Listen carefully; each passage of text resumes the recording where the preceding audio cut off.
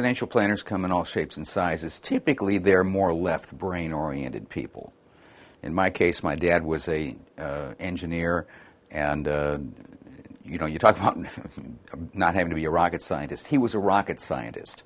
He was a personal friend of Werner von Braun, and worked on radar back in the day, and so on and so forth. Mom was a hairdresser, and so I've got the left brain and the right brain going on. Now that makes it a little bit easier for me because I tend to be more task-oriented and numbers-oriented and numbers-driven, but at the same time, you have to have the people skills because you just do.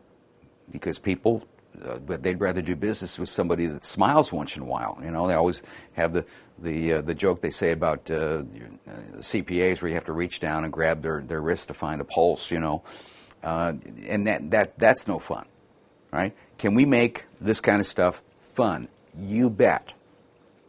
It's way more fun knowing what's going on and having a plan and working on the plan than laboring in ignorance, right, and superstition about what we ought to be doing about money and never talking about it.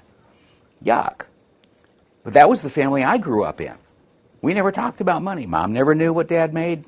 She never got a driver's license. It was that old school. They met in 1932 in the depths of the Depression, never bought a dime their whole lives, blah, blah, blah. Right? And so I learned nothing about money and had to go out and do it the hard way. And it's tough stuff. So you get this education, your life experiences when you were growing up, all right? And a lot of people don't even need a financial planner. You know why? Because they come from wealthy families that talked about money and taught them this stuff because they knew it, okay? And it's about having a good relationship with money and paying attention to that stuff and then putting it over here, okay? And so if you're lucky enough to be in the top 5% in one of those families, you may have learned something about that. Well, what if you aren't? Well, you get with somebody like me and you can learn this stuff over time, and brick by brick, you can start to put a financial paradigm in place that's going to get you pretty happy with your situation.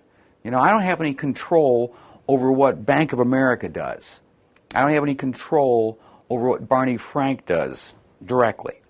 But I do have a control over how I'm going to deal with those things, right? They're going to impact me, right? But that education and that walk through life that we as financial planners have is a combination of the schooling, the formal education, but more importantly, our life experiences and understanding that people that want financial plans, okay, they don't have the kind of control that they're hoping they're going to have.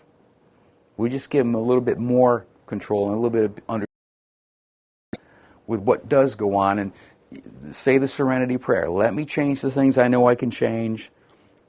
Let me accept the things I can't change and the wisdom to know the difference, and you can be a lot happier about money. And that's the kind of education that we want to take out to people.